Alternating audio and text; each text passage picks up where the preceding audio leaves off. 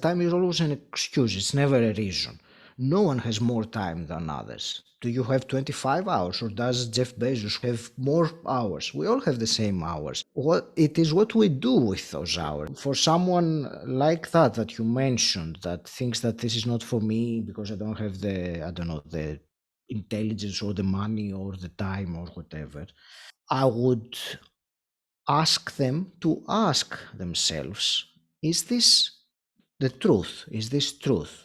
Or is it just an opinion that has been formed over time? Is this really the truth that I don't have time or this is not for me? Because it's a deep question that the more you ask it of yourself, it can give you the true answers.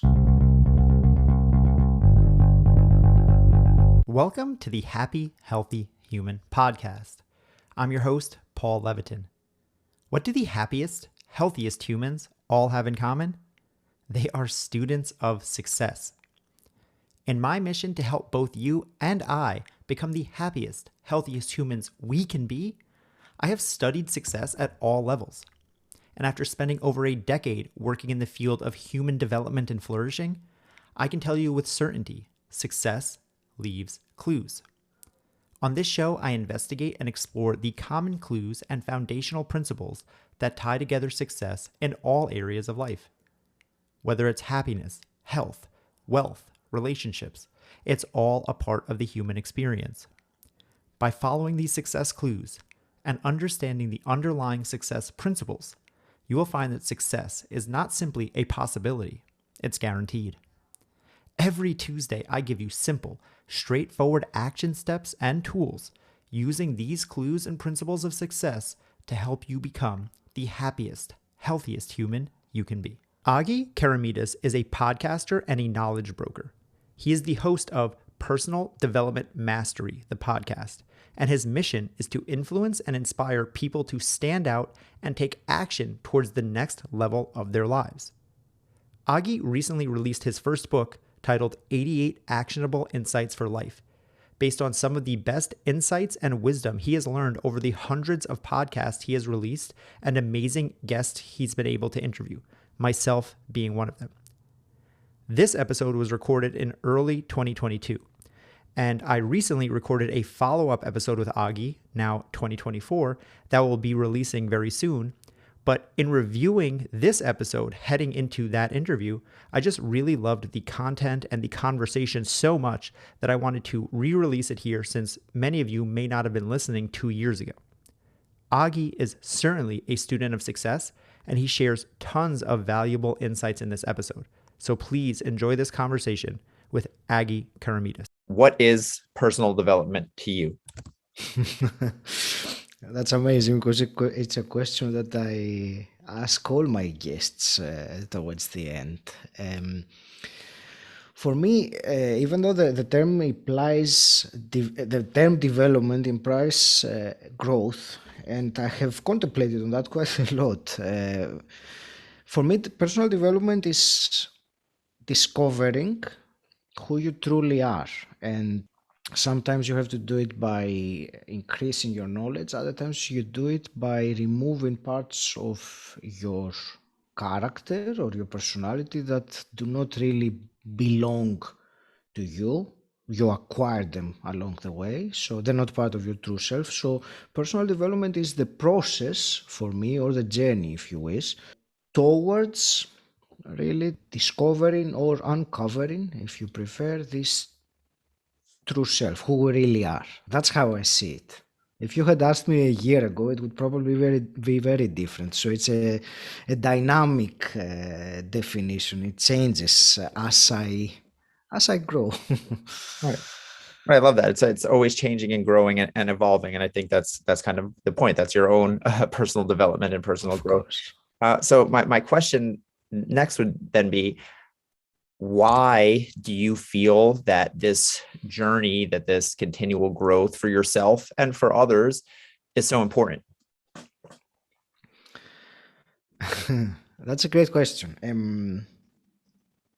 In many ways, I feel that I have a calling to do so. So it is important because uh, I have discovered it to be related to my purpose, if you want, as a human. So the moment I discovered that, I felt that it is like a duty. You have to, you discovered that there's something that you are gifted at, that you are very much enthusiastic about and doing it.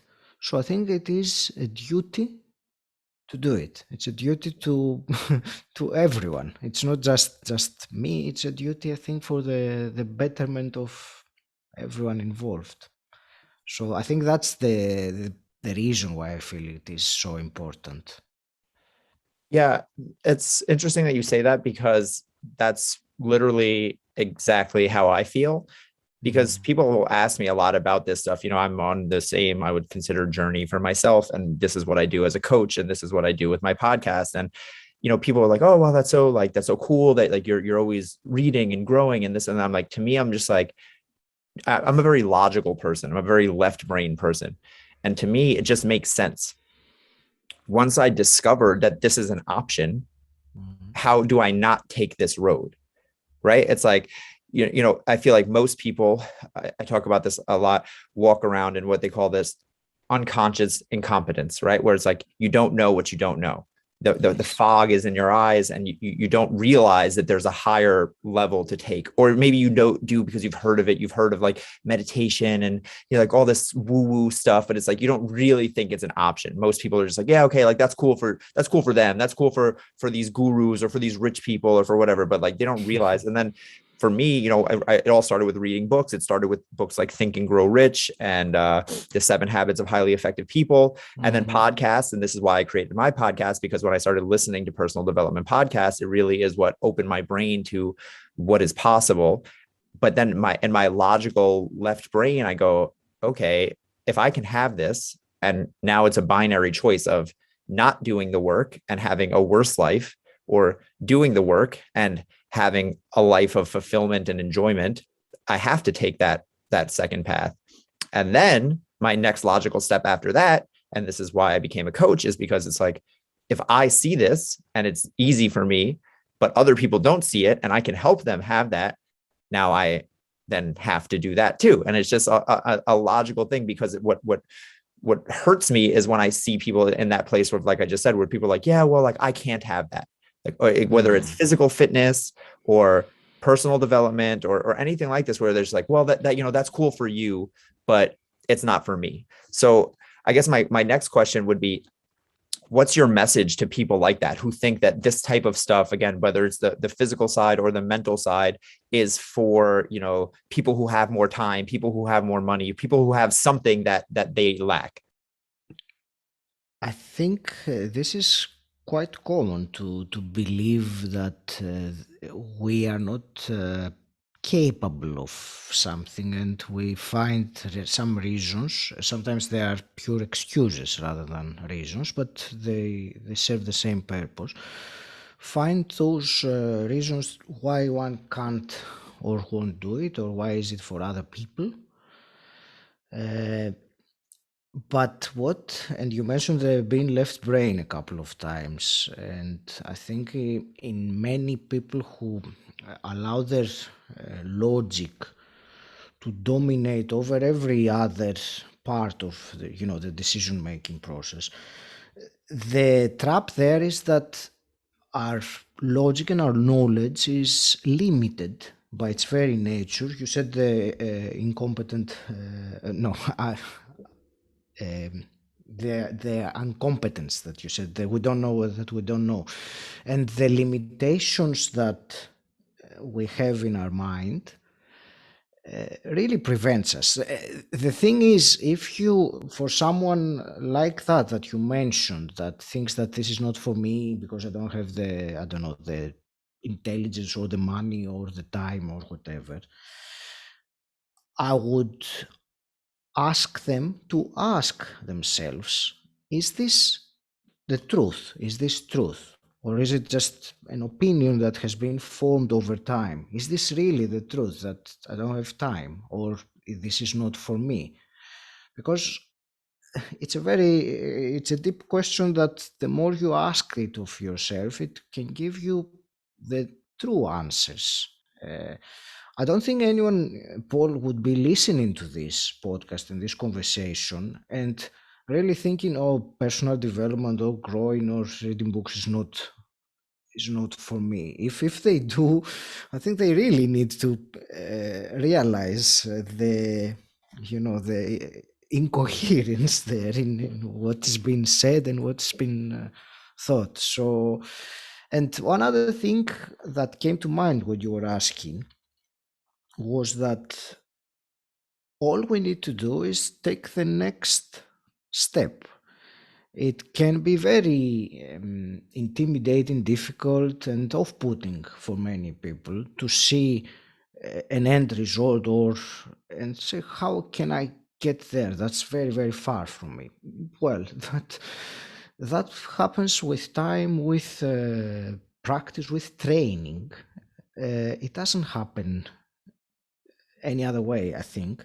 So easiest, the best thing to do is focus on what's the next step. So if I haven't done, for example, I've never meditated before, the idea of an enlightened master becoming that seems completely out of this world. But the idea of finding an app, a free app or a meditation on YouTube or whatever, and setting aside 10 minutes to check it out, that's a very simple thing. And then you see that if you like it, if it's something that appeals to you, it's much easier to carry on and do more. So yeah, I think these are some of the important ways I believe someone can get out of this dead end in their mind.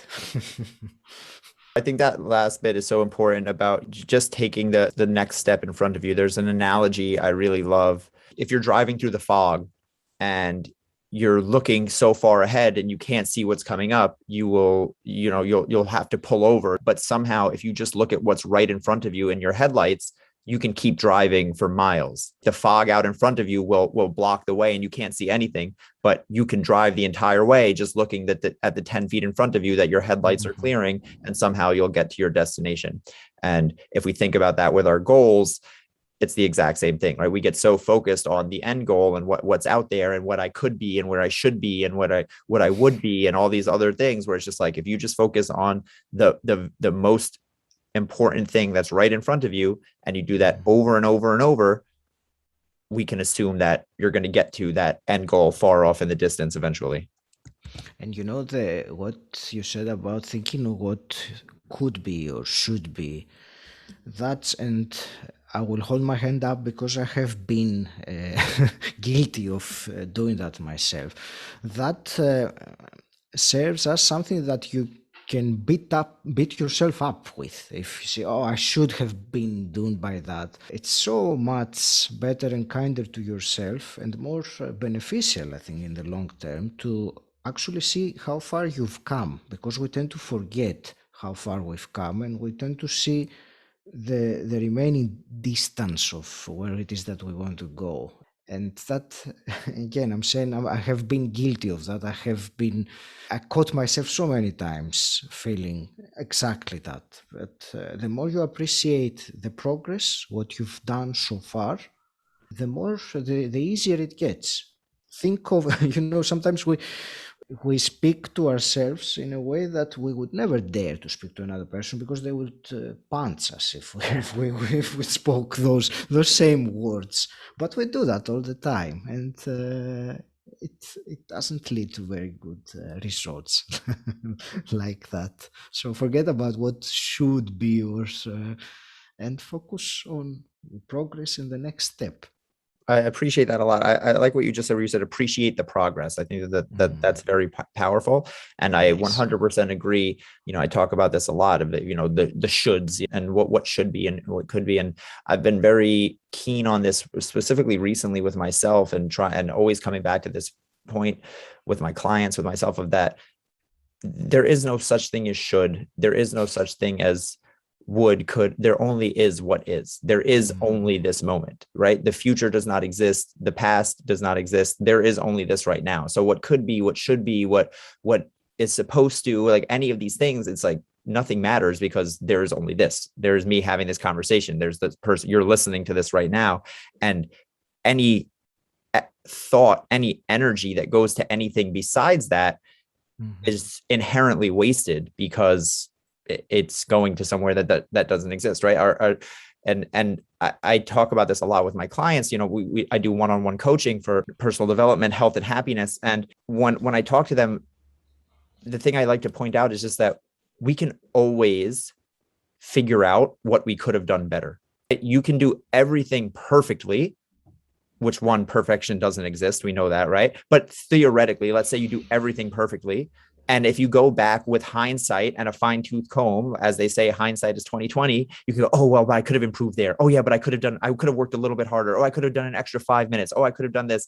We have this view because we see 100% of ourselves. So if I'm looking over someone else, I would say, well, like, you did pretty well today. But I would go, or say, let's say someone's looking over me, someone's going to look at my day and say, hey, Paul, what'd you do today? Oh, well, I had 3 coaching calls. I recorded 2 podcasts and I worked out today. And they go, whoa, you were super productive today. And I go, yeah, but I had 45 minutes in between there where I could have been reading. And I had this because I know the full story. So it's very easy for me to look over it and be super like aggressive with my decision. And that's how we all look at ourselves, right? And no one else would ever look at us like that. So we all have this super like high level view, and we have to kind of take a step back and realize that, as you said, there is no should or supposed to, and you wouldn't tell someone else that when you would tell yourself that. You would, so I would say to someone else, whoa, you had a great day, but to myself I would be like, oh yeah, I should have made the most out of those 15 minutes on the train and not been listening to music. I should have been writing or something like that.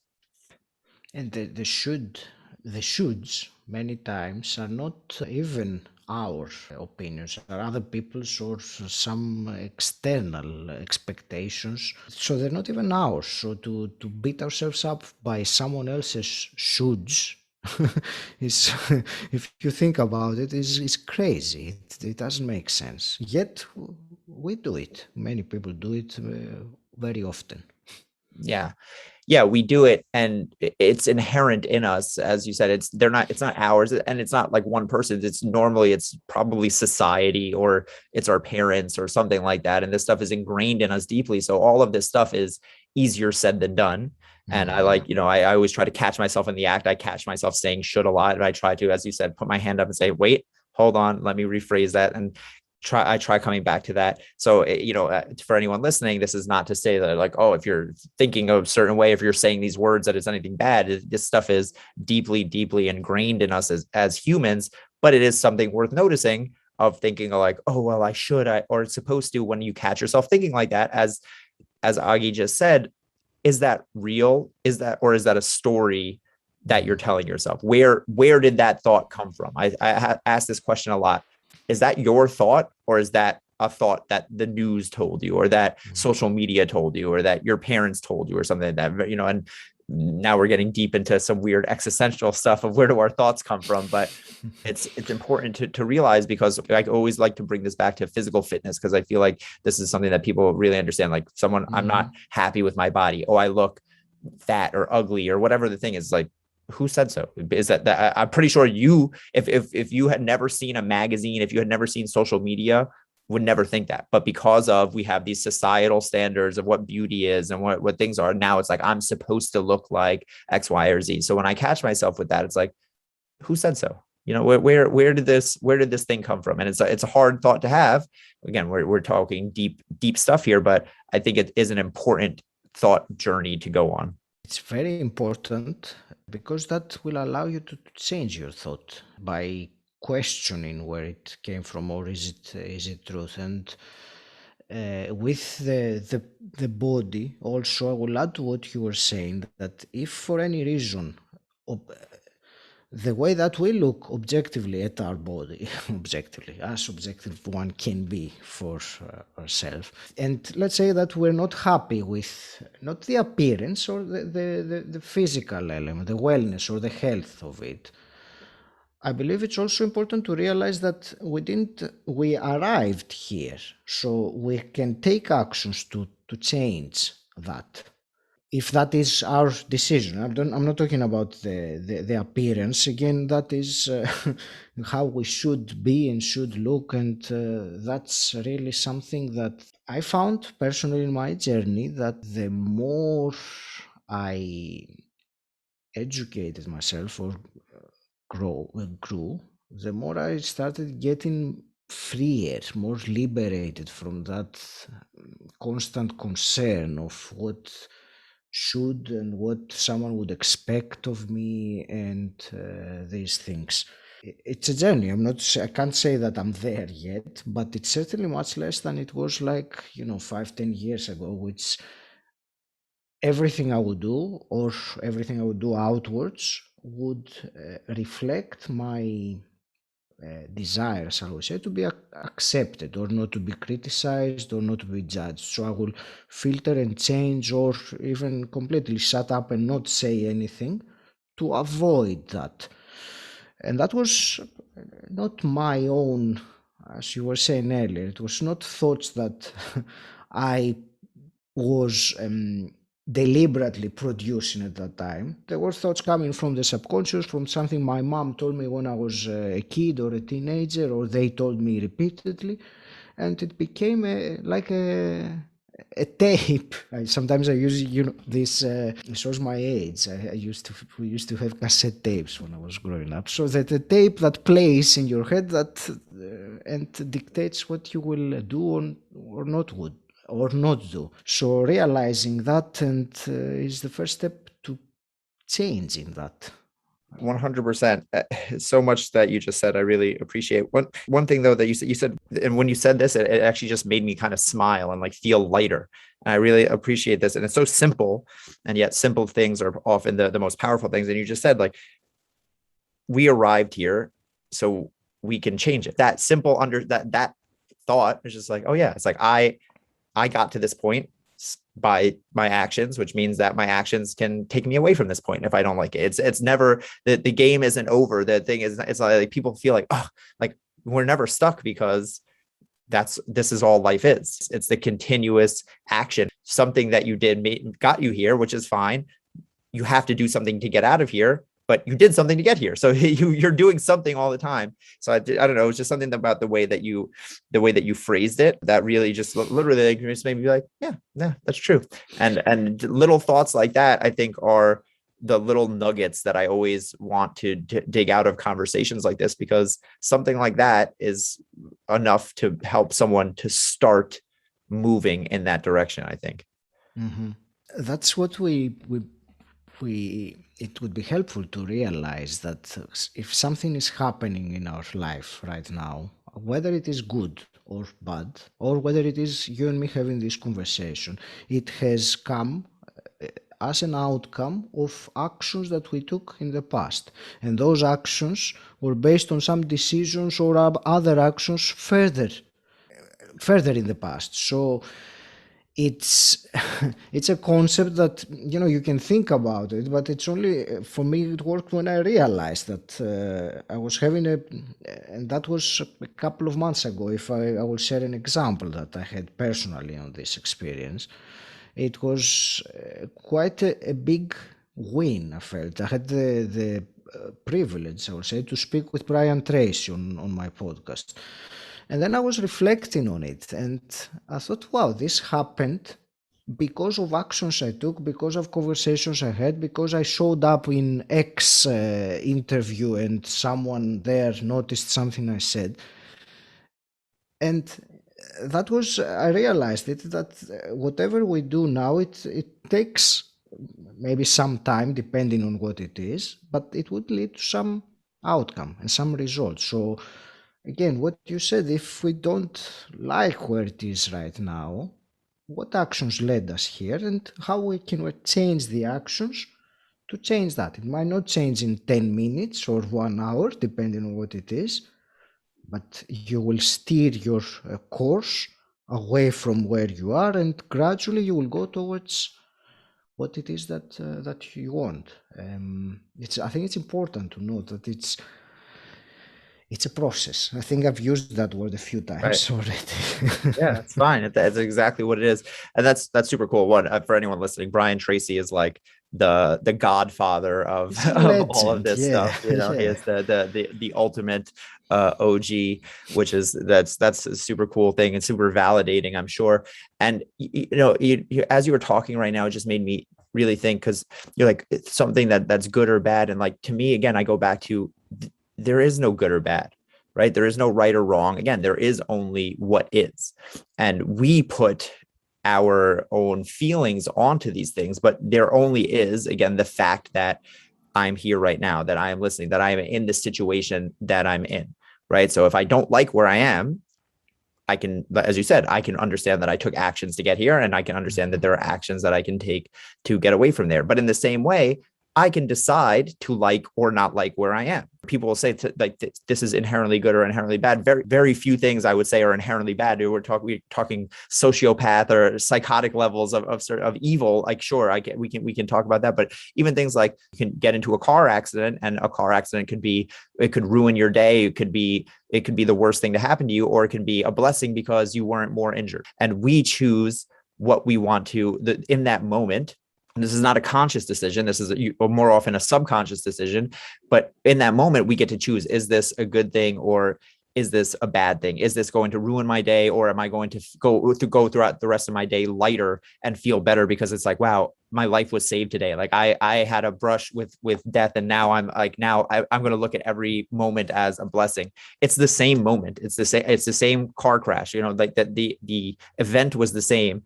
It's the filter through which I choose to look at it, but that filter is built by the process, as you've been saying. Like it Mhm. comes through my filter of being able to see something like that, comes from the years of work that I've done in this space, in my own personal growth and positivity, and doing daily gratitude and all that type of stuff. And that's the importance of this stuff. Is it's not that the process changes anything in one foul swoop like that. It's not that, okay, every day I do gratitude, and one day I'm going to say a gratitude, and everything's going to be different. Or when I'm meditating, I'm going to reach enlightenment or something like that. It's the fact that I always say, you're giving your brain, you're giving yourself, you're giving your mind a fighting chance to be the second person. Someone who never focuses on their personal development, on their growth, on reading, on being better, on trying to be better, is going to be the first person. They're going to be the person who curses and screams and kicks and says, "You asshole! How dare you? I was whatever. You were texting, blah blah blah," like a million other things. That only because that's natural. That's our natural human inclination. We have a negativity bias. We are going to go to the worst case scenario as a safety mechanism, right? We're going to go where our brain is always going to go there. So it's only through the constant repetition and training that we at least, and again, it's still hard, right? Like you just said, you just had this breakthrough a few months ago, right? You've been doing this for how many years, right? Stuff like this is still hard for me every day. I catch myself all the time doing this stuff. Only because I practice this on a daily basis do I have at least the tiniest little sliver of a chance to be like, hey, maybe the world isn't burning. Maybe, maybe things aren't as bad as I feel they are, as that gut, because I say it's a very guttural feeling. If I can let my logical brain catch up and be like, no, I don't think the world is over yet. I think that I can change this a little bit. So one of the things that you mentioned all the way back at the beginning, as I'm taking notes here, when you were talking about your definition of growth and personal development, you mentioned that you wanted to grow, but also to subtract certain things. Mhm. So could you elaborate on that a little bit and just expand on what you mean? I will do my I will do my best. It is not something very simple to explain, and sometimes and I'm now thinking aloud. Something that Einstein said, that if you can't explain it simply, you don't understand it well enough. So that's why I said I started with I will try. Um, we, as personality, as human beings, or as what our mind is and contains, if you want, have gathered stuff, beliefs, preferences, ideas, this, that, over the years. That's not necessarily either ours or the truth. And we know that. I think one way to determine how close we are to who we truly are is by using our feelings as a mechanism of realizing or gauging where we are.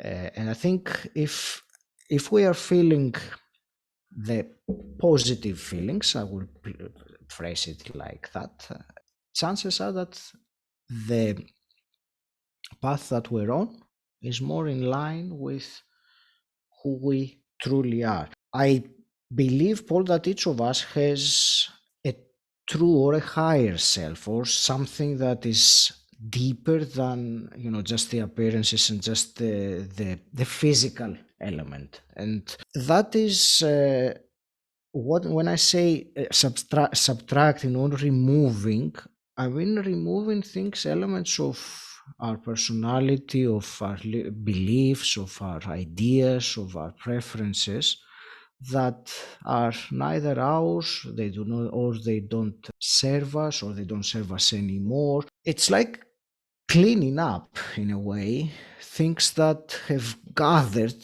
inside our mind, inside our subconscious, or inside our body also, because it's all connected. It's not something completely separate. So realizing that, bringing them to light in a way, or to the spotlight, or becoming conscious of them if you want. And when we realize that, oh, this thing is, why on earth do I think like that? Comes back to what we were saying earlier. Then it's removing it, subtracting it.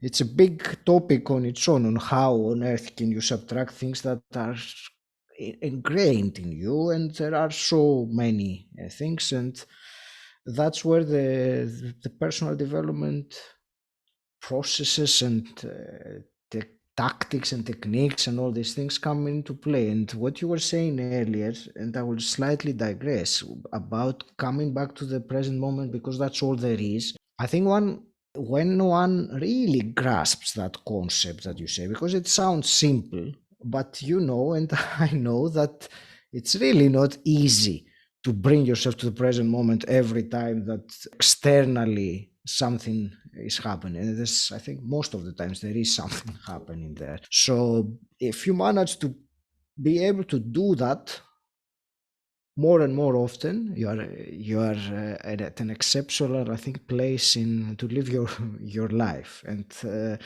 personal development helps with that. As exactly as you said it, I couldn't agree more that the years of training gives you a better chance to deal with these things. So I tried to answer your question as as best as I could. Yeah, for It's a big sure. topic. 100%. And I think you did a great job, because in reality, I know when I ask these questions, there are no answers to these questions. If I had the answer to these questions, I would be, flying to space with Jeff Bezos, because I'd be a very rich person, because I'd have solved everything. And these are the deep questions in life. And people ask me a lot, what's the secret to happiness? And it's like, I can, tell you things that I think will help, but if I had the one key, the world would be a very different place. And I think that's the hard thing, is because people want solid answers for things that there are no solid answers for. People want it to be A or B, this or that. This is why we err towards extremes. Just tell me what to do. Tell me to cut out all the carbs and I'll never eat a carb again. Tell me to work out 8 times a week and I'll work out and I'll never do it. Tell me to read this, what book exactly has all the answers in it, and I'll read it. It's like there's infinite books and somehow no answers. So, it's a tough, and that's a tough thing for people to wrap their mind around, because now it's like, well, what's the point of everything if there is no actual answer? So I guess, that kind of leads me into another question, which is, how do I balance those things? How do I, again, how do I, if me being just a regular person who lives in the real world, where I have infinite responsibilities and I have kids and I have a job and I have bills and I have taxes, and it's like I'm supposed to, quote unquote, supposed to find time for personal development, or go on this journey of self-growth, but it's like you're telling me there is no actual winning, there's no answer. So how do I justify that? The answer is different, I think, to each person, and that's why there is not one universal answer. Yeah, if there were, it would be very simple. Everyone would do that one thing. They say, what's the biggest secret to success? But if there was one thing, everyone would do it. If maybe it is, if there is one thing, it's what you said earlier, bring you back to yourself to the present moment all the time, but all the time. Maybe that that would be one. But to answer your question, some things like time, for example, that we need to realize time is always an excuse. It's never a reason. No one has more time than others. Do you have 25 hours, or does Jeff Bezos, who you mentioned, have more hours? We all have the same hours. What it is what we do with those hours. And yes, you mentioned someone that has kids and a busy lifestyle and rushes around. Yes, sure, absolutely. How much time you have outside of those things, and what it is that you do at that time. So maybe you could sleep half an hour less. I'm saying some ideas. Maybe you can watch less TV. Or actually, I would remove maybe on that. If you're watching TV, you probably watch too much already. So time is more an excuse than the reason. And the answer is not that, yes, there is not any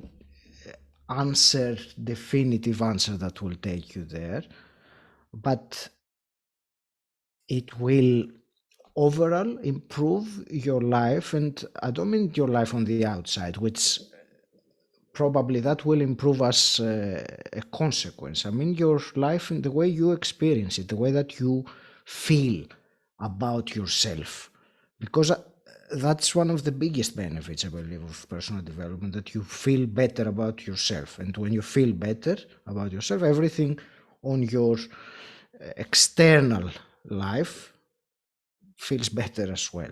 So, and again, it is a journey, it is a process. So we better get used to that. I think that's how our life is. There is not one point, apart from the point that we end, that it ends, but there is not other definitive point that past that we say, okay, we've reached success, we've reached happiness, we've reached. It's always ongoing, always. So well said. And I love that.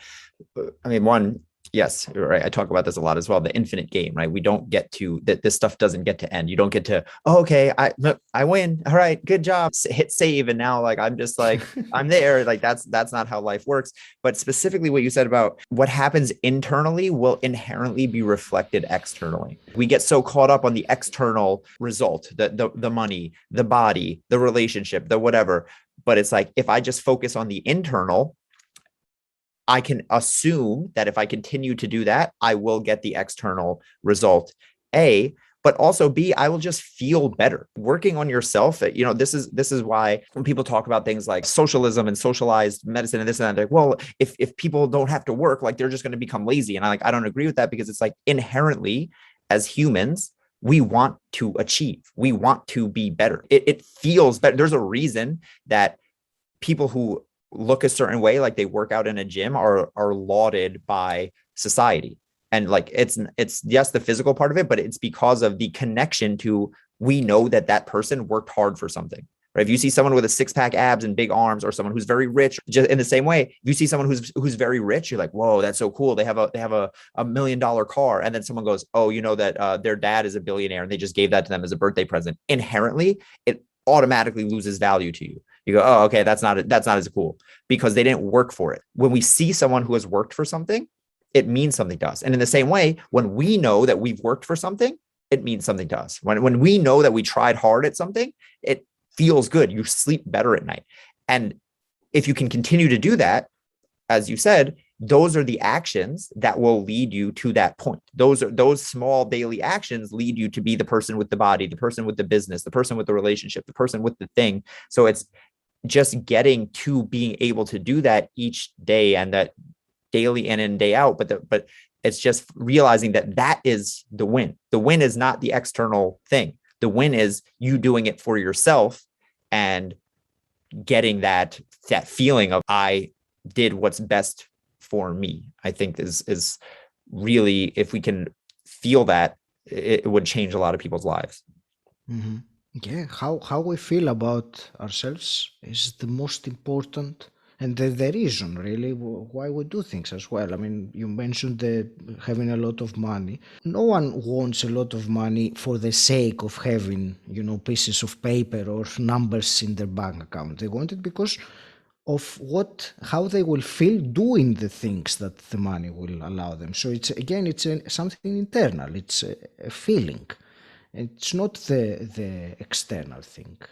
It's important to understand, and I think the more one feels it and acknowledges it, that, oh, now I'm feeling good because of that, or now I'm not feeling good because of that, it is part of, and helps this process, this evolutionary process of ourselves as human beings. Yeah, we can know when I feel good about something and also when I don't feel good about something. And that in and of itself can be the guiding compass of like what decisions I want to make and what type of person that I want to be and what direction I want to take my life in. So I think the last question that I want to ask you before I let you go, because I could talk to you forever because I love talking about this stuff. I love nerding out on Me this stuff. too. Is the question I ask every one of my guests, which is just if you could leave the listeners right now with one action step that they can take immediately as soon as they take their headphones out to start living a healthier, happier life, what would that action step be? Um, I would say, because obviously that could be different for every person, but I would try to encompass every single person. And I will say, do you know that one thing that you deep down know that you want to be doing? And you've been saying to yourself or to your wife or to your friends that, this is something I want to do. So I'm sure that you know very well what I mean. There is at least one of those things. So whichever that thing is, now that we will take off your headphones, write it down, and depending on what it is, take one small action towards it. So whatever it is. So it depends on what it is really, and that's why I can't go into any detail, but write it down first of all so that you have a reminder of it. And then if it is, for example, to become healthier, as an example, then maybe one thing you could do would be to go into internet, onto Google, and figure out what health classes there are around you in the area. It doesn't matter what action, as long as it is a small action that will move you there. And from there on, the power of momentum takes over. I've seen that many times, and you take a small step, and then you feel good because you've done it, and then it kind of creates a snowball or a ripple effect, and it gets better and easier. And at some point, you look back at that original decision and say, wow, how things have changed since I've done that. But it all starts with realizing what it is that we've, and I specifically said the thing that we've been putting off, because that's the important thing. Most of the times, I'm generalizing, but I feel that this is the advice that I would give. Realize what it is that you really want to do, you've been putting off, write it down, and today or tomorrow at the very latest, take one small step towards it. I love that. One small step and that will build that momentum. I wholeheartedly agree. I think that's great advice. Agi, thank you so much. This was a lot of fun for me. I really appreciate it. I think that people are going to get a ton of value out of this. And, for anyone who wants to connect with you or learn more about what you're doing, where can people find you? And if there's anything that you're excited about in your world, I'd love for you to tell people about it. Thank you for the questions. You can find me on social media. The best way is my website, agikeramidas.com. I'm sure Paul will put it in the show notes. So feel free to reach out. And of course, there is the podcast, Personal Development Mastery. But if you go on my website, all the links are there. Awesome. Yes. And I will have all of those links in the show notes. Thank you so much. Thank you for being here. And thank you for this awesome conversation. That's it for today. Thanks for listening. If you enjoyed this episode or got value from it, you can support the show by sharing it with a friend and giving them the gift of a happier, healthier life. You can also leave a rating and review on Spotify or Apple Podcasts. That helps boost the show on those platforms so more people can discover it and we can all grow together. I'll see you back here every Tuesday and Thursday morning. And until then, stay happy, stay healthy.